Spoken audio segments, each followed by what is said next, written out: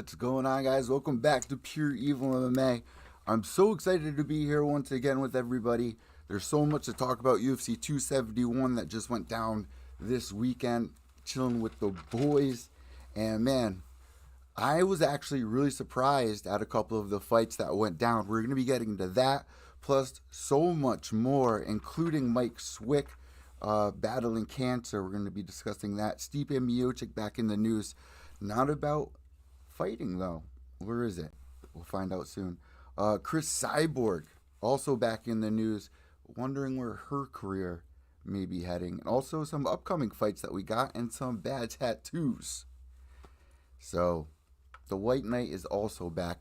If this is your first time listening to Pure Evil MMA, I'm your host, as always, Evil Eddie. Make sure to subscribe down below, whether you're listening on iTunes, Podbean, Stitcher, Spotify, a megaphone, wherever you're listening. Make sure to subscribe down below because I have a giveaway that I'm going to be doing within the next couple of episodes. So make sure you guys are tuned in. And if you guys are not catching the show via video, well, you're actually missing out because we just got a brand new Mac. And I don't know about people listening right now, if you've seen the show, but man, there are some amazing updates that we got here on stream. So let's jump right into things with Israel Adesanya defending the title.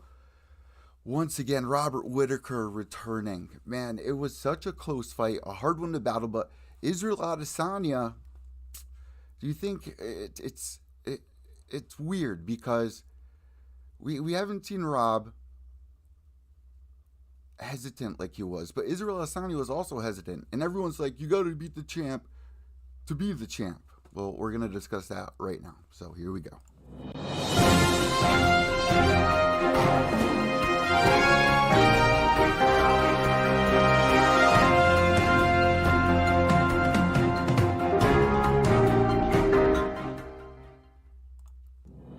All right, UFC 271 going down.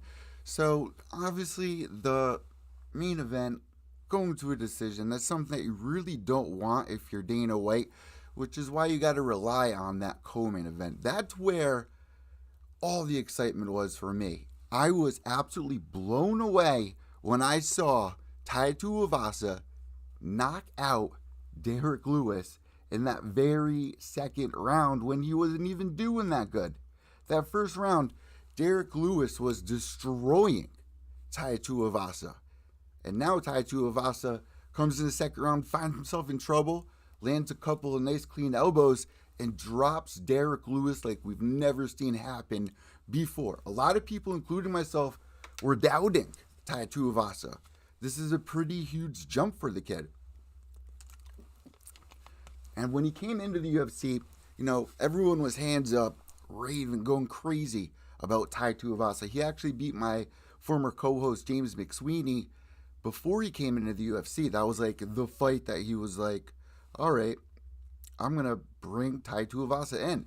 But we've seen him struggle. We haven't really seen him do too well when it comes to the top echelon. Well, guess what, guys? He just jumped 8 spots after beating Derek Lewis, and man, he deserves it.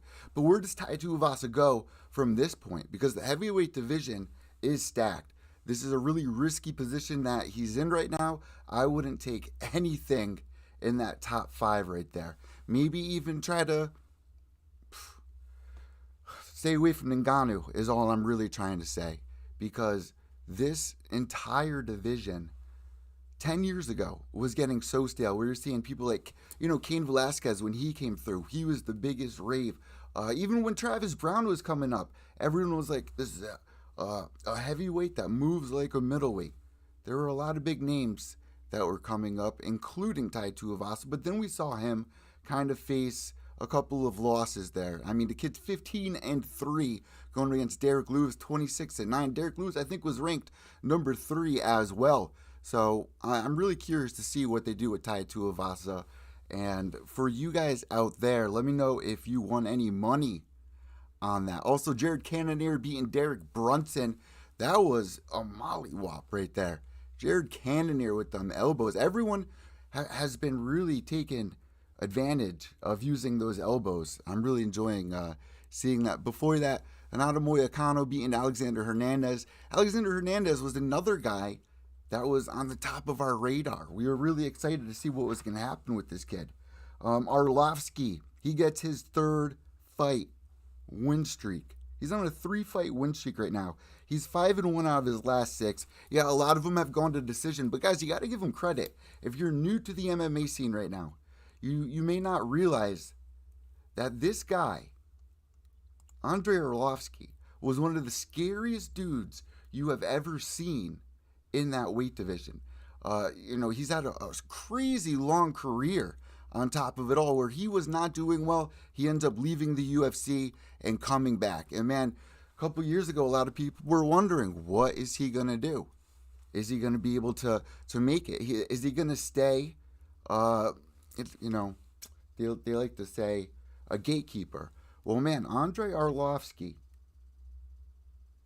I think his last loss was to Francis Ngannou. But after that, something changed. He found he found comfort in himself. I don't think he's going to be a champion anytime soon, but a 3-fight win streak is huge. It almost reminds me of a situation like Shogun Rua was in for a little while. You see these old guys and you really want to root for them. Because let's face it, do you want to see your favorite old school fighters end up in Bellator? Some of the fights have been good. Matt Mitrione versus Fedor. Watching Roy Nelson get knocked out for the first time. They got pretty crazy roster over there. They do have an upcoming event. And Chris Cyborg, we've seen go over there. We've seen Pettis go over there.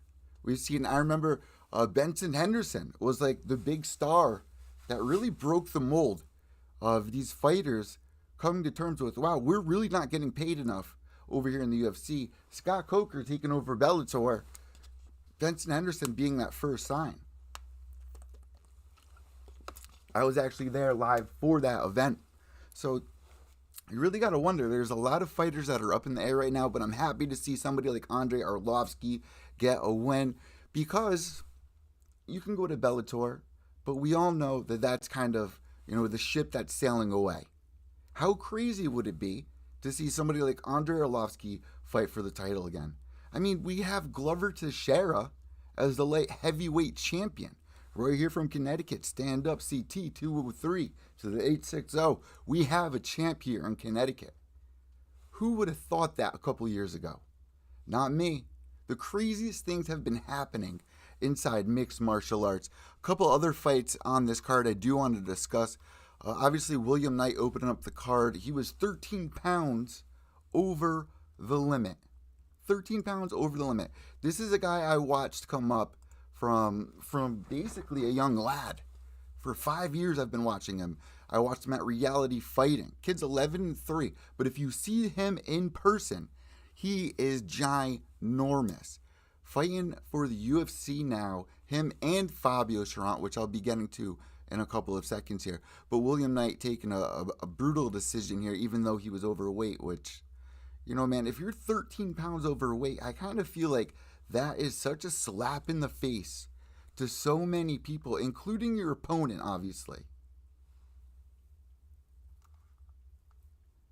Hopefully the stream, let me check the stream. The stream better be going.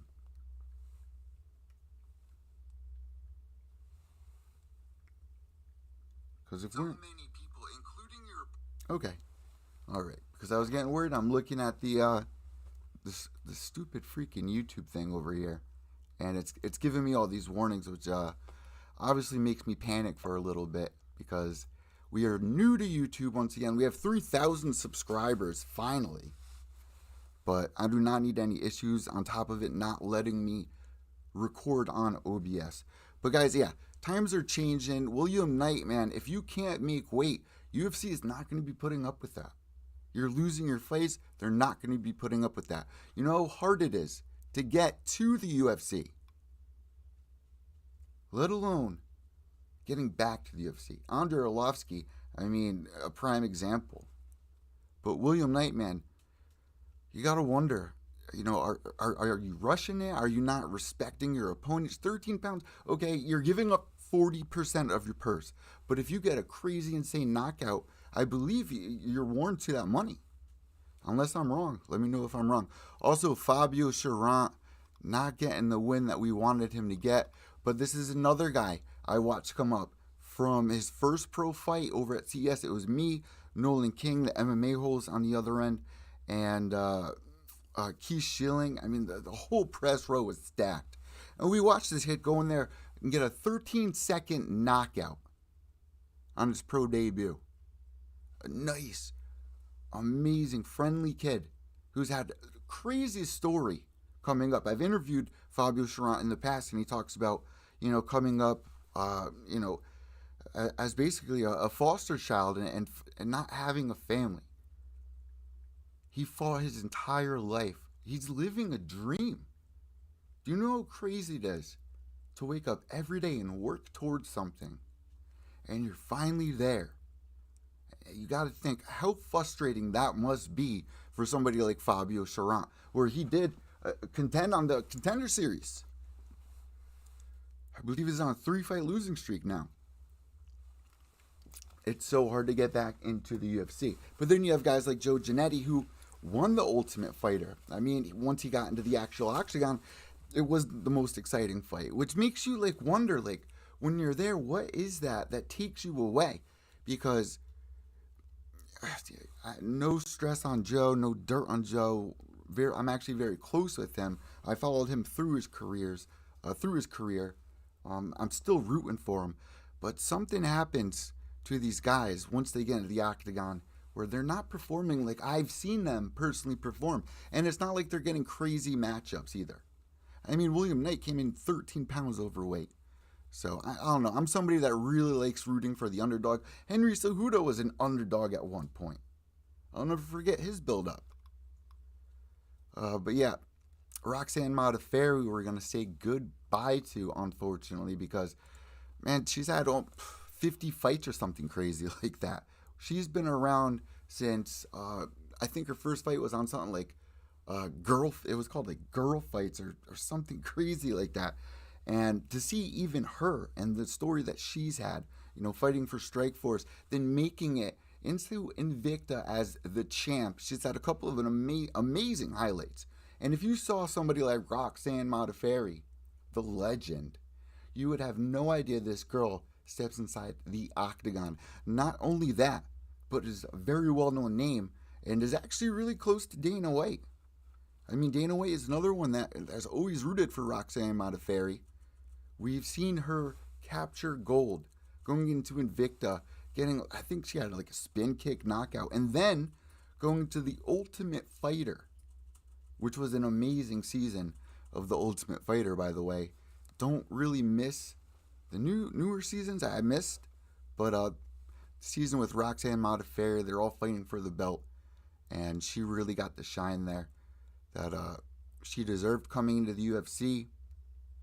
You did not think somebody like that 10 years ago would have this kind of career. And in fact, her opponent, Casey O'Neill, which you guys may have not known before this fight, who's 9-0 now, her family's in mixed martial arts. She's been doing this since she was 6 years old. In fact, when she was 6 years old, Roxanne Modafferi had her first fight. Casey O'Neill, 16 years old, has her first amateur fight. So, bright future for Casey O'Neill. That's somebody that you guys definitely want to keep your eyes on. How about Bobby Green going in there against Nasrat Haqparast? That was another Bobby Green golden special. Because this guy's been in the UFC for how long? And it was just a beautiful performance by Bobby Green, climbing to 29-12. Nasrat just did not look himself. First, second, and third round, he let Bobby into his mind, it almost seemed. He was not moving around. He was a stationary target. And Bobby was in there just having a ball for himself. Always rooting for somebody like Bobby Green. This was a great card. Like I mentioned before, the Derek Brunson loss to Jared Cannonier. Bam Bam. As much as I don't like him, climbing 8 spots. And then Israel Adesanya maintaining the title. What is he going to do? Where is Izzy heading here? Is there going to be more beef with John Jones? Well, let's get into our tweet of the week, because I've had enough of that. Well, actually, let's rate this pay-per-view card since we're paying $80 for it. This was actually really fun. There were a lot of finishes. The main event went to decision, but it was a great fight. Before that, the upset, and a couple of names in here that you want to root for. So, altogether, worth the $80? Yes. I give this one a 6. Let's get to our tweet of the week.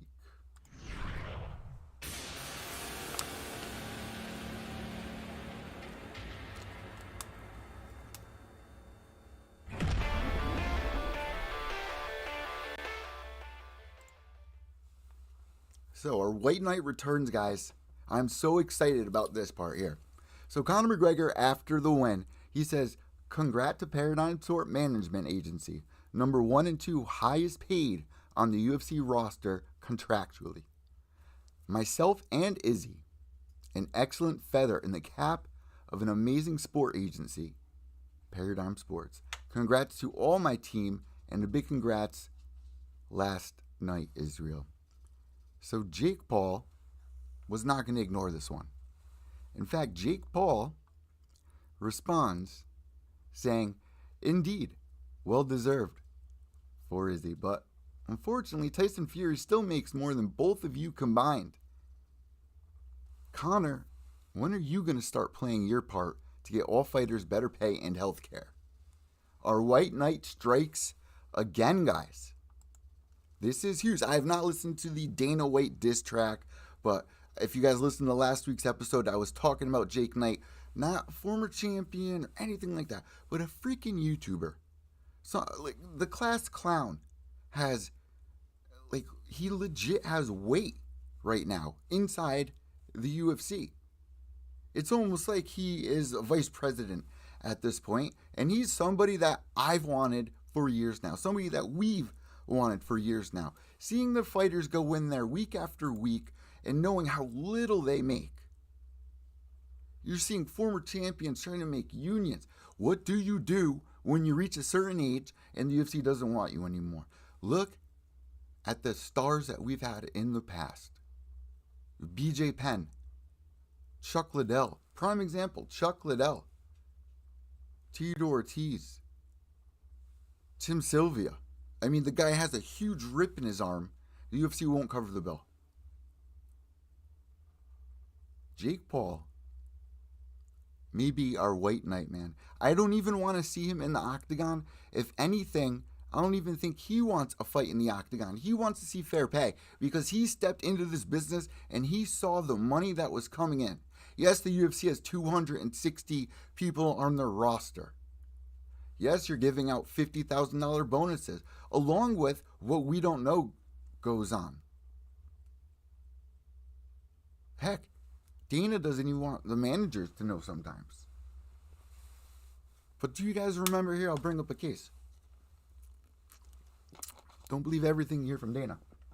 Joe Giannetti back into the conversation right now. Let's bring Joe back into the conversation. Because when we rewind to that season Ultimate Fighter that Joe Giannetti was on, What happened when he had an amazing finish? He looked at Dana White and said, 5 G's? 5 more G's? Dana White looks at him and says, hell yeah, kid. Well, your boy over here, Evil Eddie, kept up with that. Months go by. For some reason, Joe's not signed to the UFC. I understand he had a poor performance. But still, no money from the UFC. No response. No nothing. Now Joe is fighting for his life to get another shot into the UFC. Because what do you do if you have spent your whole life on this? You're paying your coaches. You're paying airfare. You're paying for a lot. And you're not making much at all. Jake Paul coming in here, seeing the money that's being made, and he's saying it to Dana White. But you know what Dana White's going to say? I have no control over that. I'm tired of hearing that, though, because the UFC is owned by the biggest company on the planet right now. And you are watching these guys go in there and get physically damaged. They need good health care. They need good pay. They need to be able to retire and be comfortable without be shameful. Could you imagine that? Picture yourself at 55 years old, the career you had. Maybe you didn't make good investments with your money. Unless you were the biggest name in the UFC, and even if you are, you still can't live comfortably. That needs to change. There are people in the NFL making millions of dollars. They are charging us up the ass for these pay-per-views, raising the prices. It's got to go. It's got to go. All right. So we have one more for you here for Tweets of the Week. And it's a good one, guys. I promise. So our boy Aljo wanted to chime in this week. And this is what Aljo wanted us to see. Where the fuck is it?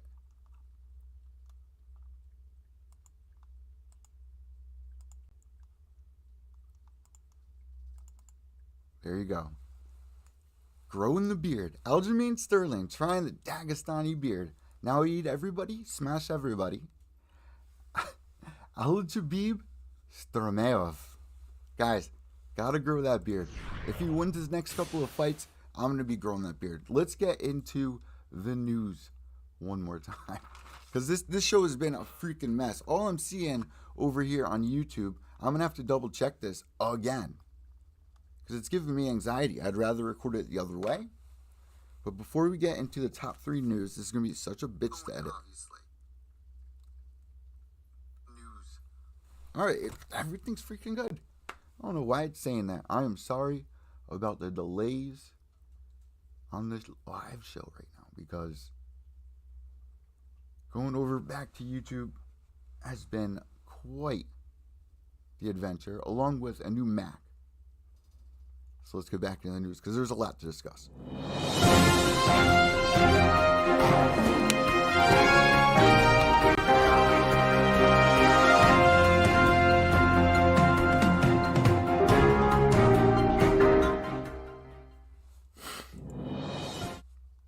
Okay, guys, so back in the news, we have to send out prayers for our boy, Chris Lieben.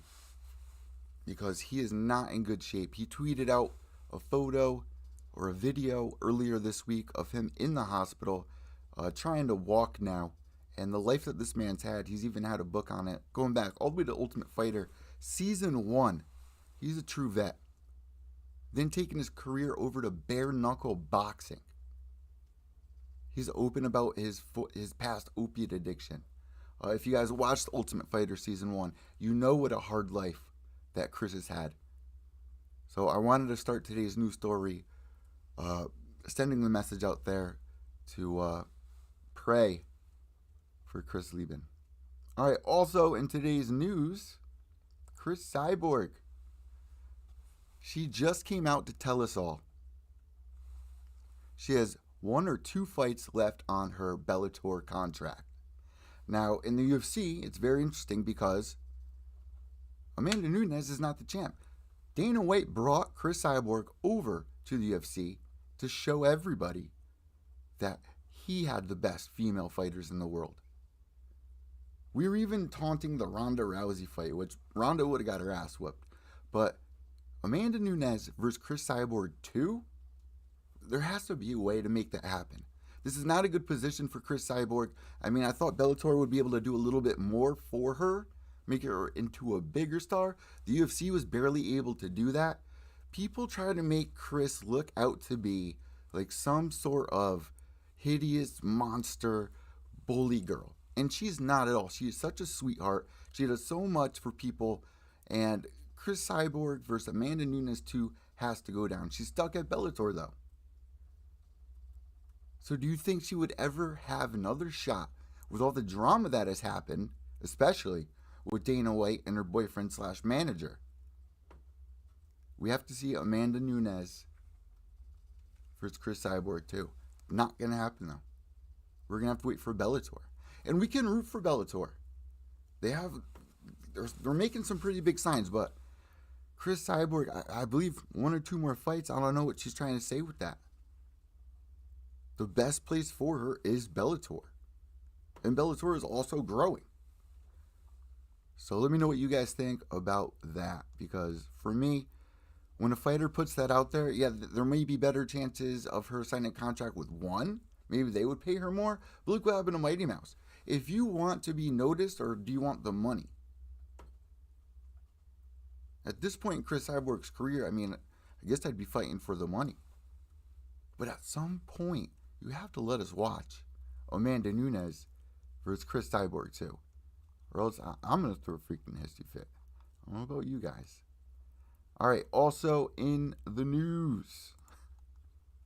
Also in today's news, Mike Swick. Now, I know that me and Mike Swick have a pretty bad past. When I was doing the show with James McSweeney from Ultimate Fighter Season 10, you know, Mike Swick having the gym and everything. Also, Ultimate Fighter. Also a legend. Mike Swick is a freaking legend. He does his own podcast as well. Right now, he came out saying that he is battling cancer. And I want to just put this out there. There was never any beef between me and Mike.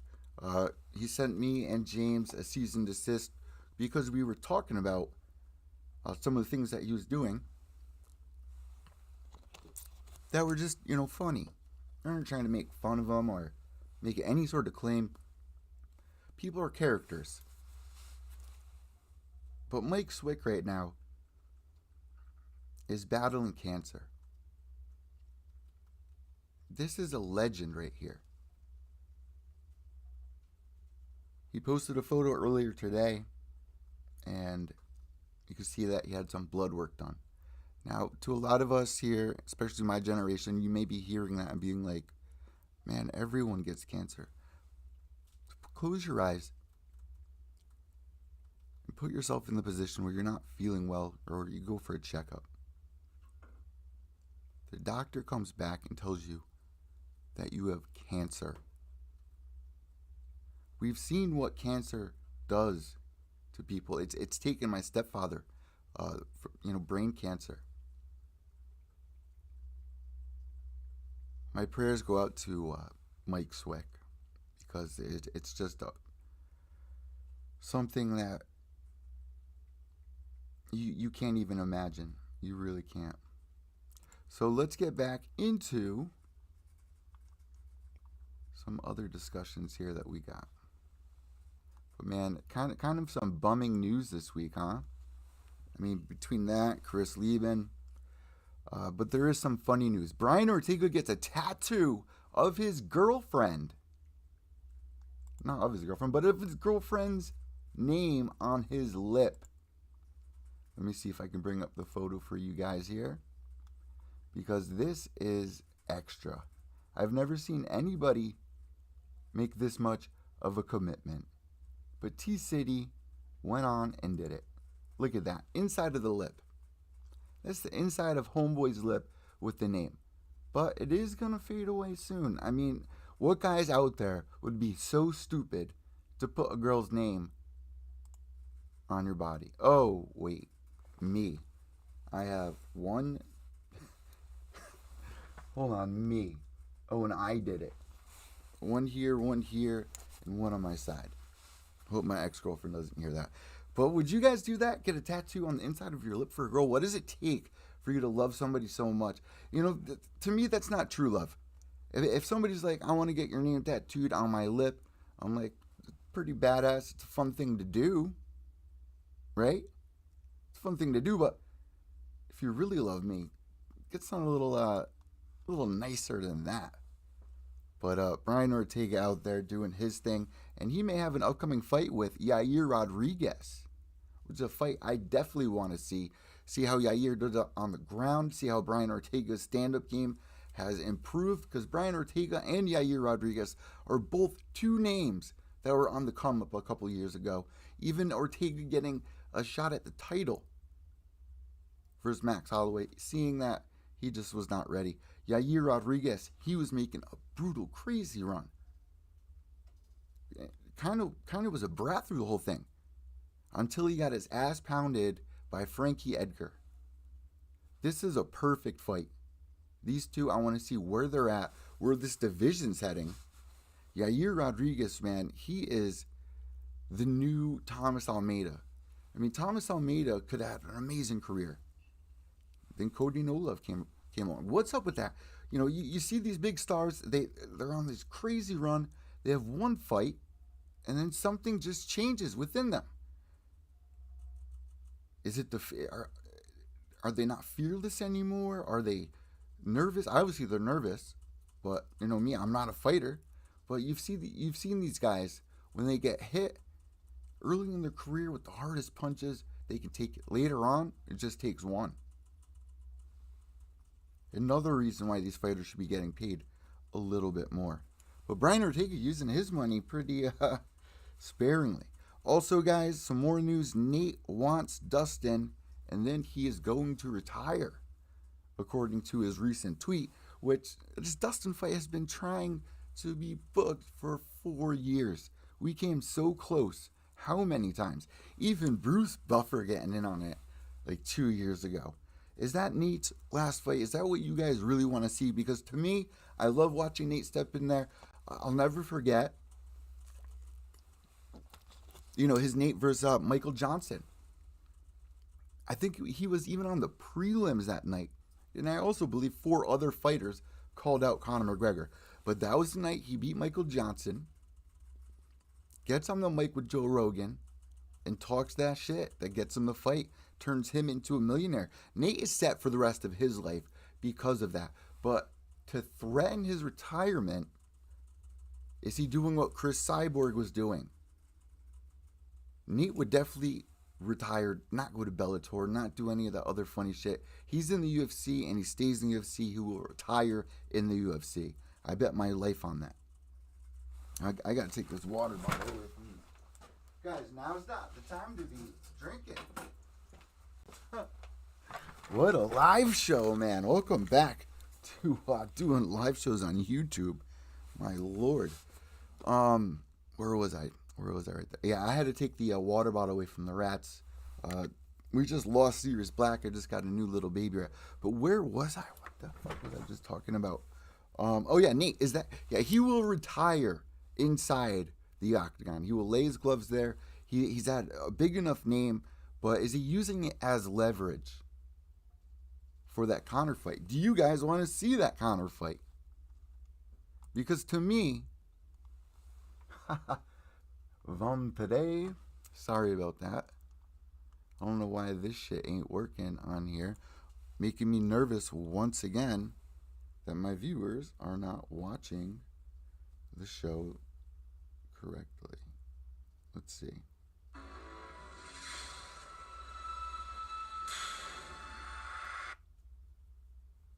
The fuck? Making me nervous. Yo, the stream's running perfect. I don't know what the hell's going on, but I tell you right now, it better freaking let me save it. Nate Diaz will not retire inside Bellator or ONE. He's got a name. He's using the shit as leverage for the Conor McGregor fight. But to me, I do not want to see the Conor McGregor fight. I don't know anybody out there right now that wants to see Nate Diaz Conor 3 because it's been played out. You know, I didn't even want to see Conor versus Dustin. Once Conor started doing all this Mayweather hype, he hasn't been the same. Now we're getting Conor McGregor with a metal leg. What the hell has been happening in the world of mixed martial arts? People are going freaking nuts. People are going freaking nuts out there. Oh, man. Now they're ripping up fucking cardboard. I'm gonna go crazy, guys. I swear to God. I swear to God. Yo. Prince. Give me this.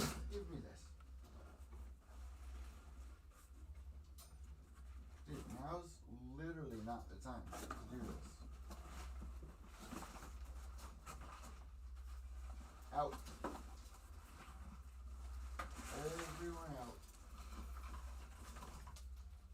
Everyone out. Everybody out. Everybody out. What a live show it's been. I should probably just record it again. Jesus. Welcome back to fucking YouTube. Can't concentrate with all this nonsense going on all around me. And the stream saying that it's not fucking working live. It's gonna fucking drive me nuts here. Guys, upcoming fight, Johnny Walker back at it once again. But another name that was on the rise. And then I think he's like, out of his last 5 fights, I think he's won 2. Yeah, he's won 2, lost 3. And his opponent, man, Jamal Hill, he beat people like OSP. He lost to Paul Craig. He beats Jimmy Crute. Round 1, 48 seconds. Should be an exciting fight. Guys, I hope you enjoyed this episode because it has been hell for me. I may just freaking record it later on, but I hope you enjoyed it. I'm Evil Eddie from Pure Evil MMA. Remember, without evil, there's no purity. White knuckles to the end. Behave yourselves.